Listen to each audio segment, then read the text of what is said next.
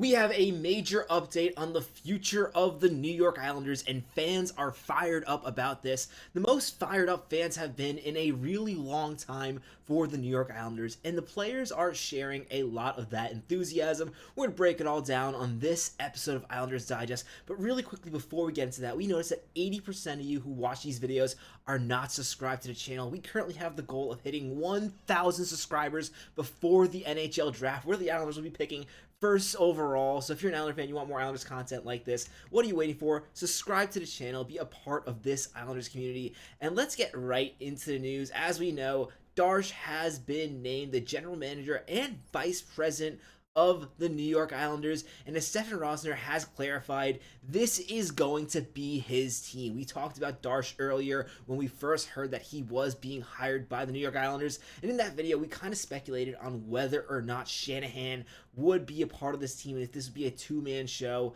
No, this is going to be Darche's team all the way. I think this is exactly what fans wanted. It's definitely what I wanted, even though there were some benefits to bringing in Shanahan. It also came with risks, and frankly, it's really optimistic to know that Darche really proved himself to the point where they don't want to put him with another more experienced president.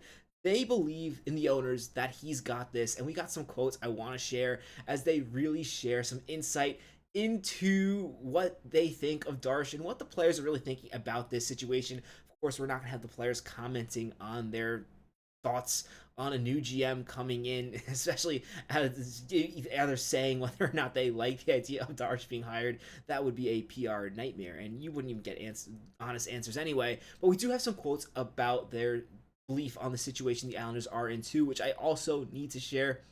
There's a lot of optimism around this New York Islanders team and something we haven't seen in a while.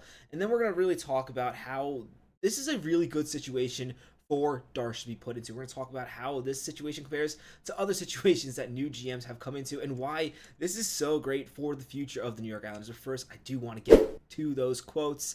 And the first quote I really want to talk about, this is from John Collins, the main man who kind of led ownership to hiring Darche. He said, "Matthew has served as a key member of the Tampa Bay Lightning and has a diverse background in top-level business models. He's a proven winner and committed, as is our ownership group, to building a group that will be highly competitive next season and beyond." And of course, a lot of fans are excited to see this. We want the Islanders to be good. Sure, you want to do it the right way, but it is reassuring to think that this is not going to be a complete teardown. The Islanders do not plan to go into the dark ages. They expect Darche to take this team and either at least keep them where they're at or build forward, which is definitely what you want to see. In addition, we have quotes from Noah Dobson and Bo Horvat. These are from when they were competing with Canada, talking about their situation with the Islanders. And this really goes into the situation that Darche is now inheriting. Sure, Lou Lamoriello made a lot of mistakes, but he really left this team in good shape for his successor. As Noah Dobson pointed out, I think we have some good core pieces, great goaltending, some big guys up front, and a good D-core. Honestly, we have a first overall pick coming too.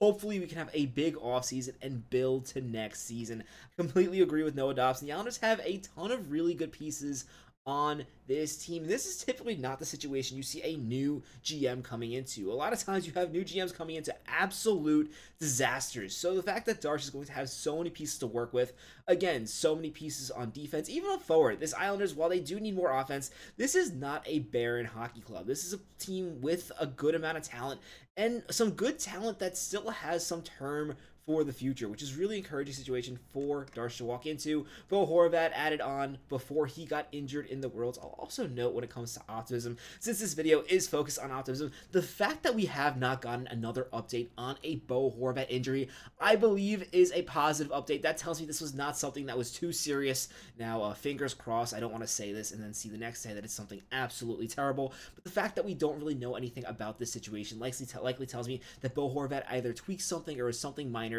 not something really worth reporting after the initial injury update. And Bo Horvat said, "We do have the right guys in there to do it. It's just a matter of putting it all together. Staying healthy is a big thing, obviously, and having our best players in the lineup every single night. It's an exciting time, and I can't wait to get back." Now, again, probably not good that Bo Horvat said this and then proceeds to get hurt. Obviously, I don't think it's too serious. At least I'm hoping, especially because we haven't gotten another update. But what Bo Horvat really said and what Dobson said is really important to Islander fans, as it shows that there is a lot of optimism in this group, even though this is a team that really fell short. You got to keep in mind, especially when it comes to a team getting the first overall pick, this is not the typical mold of a team that gets a first overall pick in the NHL. This is a team that was competitive until the last week of last season. And even though they did fall pretty short in the end, they were in it to the end. So the fact that they have a first overall pick instead of a team like Nashville or Chicago or San Jose, who really suffered all season long, yes, there's a lot of optimism in this room, and rightfully so. I mean, looking at what Darche is inheriting as the GM of this franchise, you look at Puckapedia, where they have all these great resources, including something where you can see the Islanders draft picks and the estimated value of those draft picks. A pick value total of 275% is incredible. The Islanders obviously have a ton of value, especially considering they have the first overall pick in this draft. But you look, Darche, when it comes to whether he's going to want to make moves with this team or what he's going to do, he really has all his options at his disposal. I mean, you look at the next 3 years, he is missing one draft pick in the second round next season, and Lou replaced it getting a first round pick from the Colorado Avalanche in the Nelson trade. So really, he has every single draft pick for the next 3 years. If he wants to use those for moves, if he decides he wants more young talent to really stockpile more prospects for the Islanders, he has that ability to do so, which is a really good situation. A lot of times you see GMs leave and they basically empty the cupboard to really try to keep their jobs. That's not a situation that Darche is walking into, and this is very ideal for a new GM, especially someone like Darche, who really likes to identify talents around the league and pay up to get people they want. He's going to have every single pick he could possibly want to do what he needs to do with the Islanders. In addition, Lou Lamoriello has also left him with a ton of cap space. Now, there are a lot of contracts Darche is going to have to make a decision on, but having $26 million this season and then an additional $20 million next season to really put his stamp on this team is an incredible situation for a new GM. Sure, there are some poor contracts on the New York Islanders, but they are not to the level of a lot of contracts that new GMs are typically left with having to navigate. I mean, we talk about the years planned in Detroit sometimes and how Ken Holland left him with some abysmal contracts that have really taken him years to recover from, and frankly, the Detroit Red Wings still have not recovered from. That's not the case with the Islanders. Sure, there are some contracts that you probably wish that Lou Lamoriello didn't sign. Example, a Pierre Engvall, even an Anthony Duclair, who are not great. But these are really, in the grand scheme of things, smaller money contracts. And for the most part, the bigger contracts that Darche has inherited are pretty good value. With Bo Horvat at $8.5 million, yes, it's a decent amount of money. But Bo Horvat has delivered and is really providing value for this team now. And Mathew Barzal at under $10 million. Sure, Mathew Barzal has fallen short. These are both contracts that are pretty good.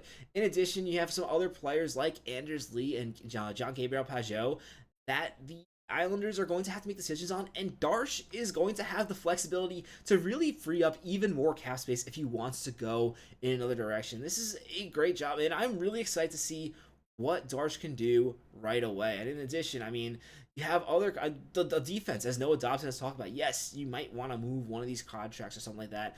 I know there have been a lot of complaints about Scott Mayfield, rightfully so. But overall, this is a defense that has a lot of good pieces already, and a lot of move. There's both on the forwards and the defense. While there is something of structure in place, there is space with only 9 forwards signed and 4 defensemen signed for Darche to make his changes if he thinks that these are positions where he wants to go in a different direction with the New York Islanders. In addition, as we already know, we don't have to put it up with the Islanders. We know the goaltending situation. Yes, there are some questions with Varlamov's health, but having him come in to a situation where he already has Ilya Sorokin, really feeling familiar to the Lightning, where they have Vasilevsky. Not saying Sorokin is quite on Vasilevsky's level, but really having a top-notch goaltender is going to make this job so much easier, as the Islanders likely try to get right back into contending. In addition, with the Islanders, you also have a situation where this prospect pool has really taken leaps and bounds from where it was last season, which is going to make Darche's job even easier. We're going to really talk about the prospect pool tomorrow in the next episode of Islanders Digest. For now, let me know in the comments what you think about Mathieu Darche's hiring and what you want to see him do, considering the pieces the Islanders already have and where they currently are in the standings. currently being the 10th worst team in the NHL. What do you want to see happen going into next year and the future beyond now that Darche is the general manager of the New York Islanders? Let me know in the comments below. As always, if you haven't already, be sure to subscribe to the channel. My name is Patrick Nilan. This is Islanders Digest. Let's go, Islanders.